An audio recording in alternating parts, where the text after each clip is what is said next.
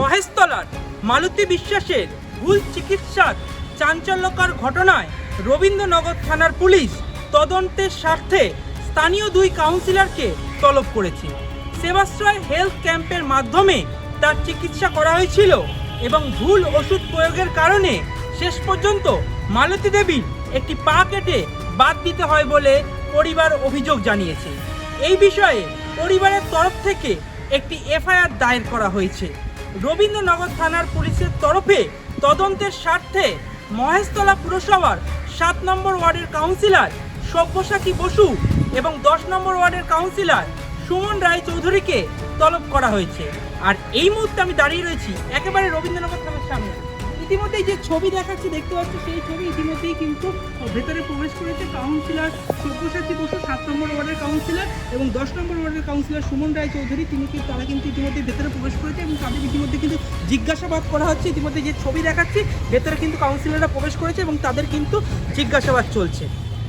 আমাদের জিজ্ঞাসাবাদ করার জন্য যে আমরা সেবাশ্রয় ব্যাপারে কি জানি না জানি, যতটা কি তোমরা অর্গানাইজ করেছি আমার সেবাশ্রয়কে, তো সেই জন্য আমাদের কাছে জিজ্ঞাসা করে জানতে চাওয়া হয়েছিল আমাদের ভূমিকা কী ছিল। সেবাশ্রয় মালতী বিশ্বাসের যে পা বাদ, সেই ঘটনাকে কেন্দ্র করে যে আপনাদের যে জিজ্ঞাসাবাদ করছে, পুলিশের সঙ্গে কি সব রকম সহযোগিতা? সব রকম সহযোগিতা করবো, সহযোগিতা না করার ব্যাপারে। দ্বিতীয় কথা, আমি তো এই ক্যাম্পের সঙ্গে যুক্ত ছিলাম না, আমার ক্যাম্প ছিল আলাদা 10 নম্বর।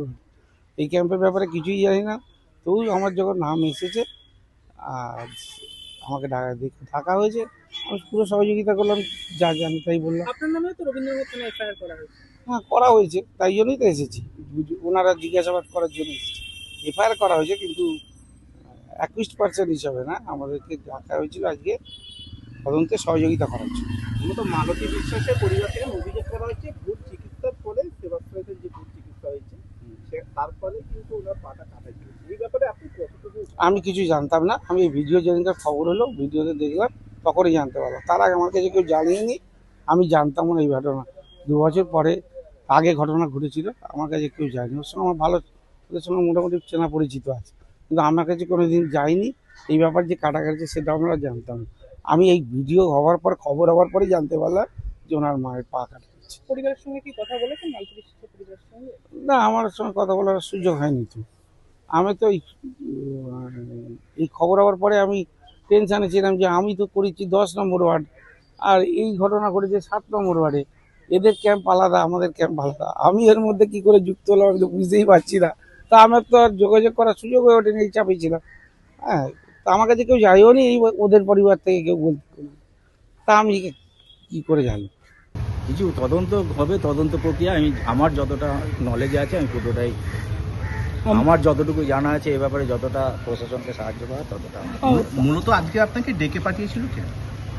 মূলত ওই একটা কেস হয়েছে মনে হচ্ছে সেবাশ্রয় ক্যাম্প নিয়ে, সে ব্যাপারে কিছু জানার জন্য। আচ্ছা, আপনারা কি এই মালতী বিশ্বাসকে কি আপনাদের ক্যাম্পেই প্রথমে দেখানো হয়? আমাদের ক্যাম্প বলে তো না, এটা সেবাশ্রয় ক্যাম্প হয়েছিল। এবারে সেবাশ্রয় ক্যাম্পে প্রতিদিনই 150 করে পেশেন্ট এসছে, তার মধ্যে উনি একজন পেশেন্ট এসছে। ঠিক আছে, আমার নলেজে যতটুকু আছে। তদন্তের স্বার্থে আজকে ডেকে পাঠানো হয়েছে, তাহলে কি পুলিশকে সব রকম ভাবে সহযোগিতা হ্যাঁ, আমার করবে? যতটা সাহায্য করার আমি নিশ্চয়ই প্রশাসনের সঙ্গে ততটা সহযোগিতা করব। মালতী বিশ্বাসের পরিবার মূলত অভিযোগ করছে সেবাশ্রয় থেকেই চিকিৎসা করার পর গাফিলতি, মানে তার গাফিলতিতেই পাটা কাটা। এটা ওনার মনে হয়েছে, কিন্তু অপারেশন সেবাশ্রয় ক্যাম্পে হয়নি, এটা আমি বলতে পারি। এই তদন্ত প্রক্রিয়াকে এগিয়ে নিয়ে যেতে স্থানীয় পুরসভার কাউন্সিলরদেরকে ডেকে ঘটনার দিন ঠিক কী হয়েছিল, ক্যাম্পের ব্যবস্থাপনা কিভাবে চলতো এবং স্থানীয়ভাবে কোনো গাফিলতি ছিল কিনা তা জানার চেষ্টা করছে রবীন্দ্রনগর থানার পুলিশ। রবীন্দ্রনগর থেকে বিশ্বজিৎ নস্করের রিপোর্ট, বাংলা হান্ট। বাংলা হান্টের আরও খবর দেখতে নজর রাখুন। বাংলা খবর মানেই বাংলা হান্ট।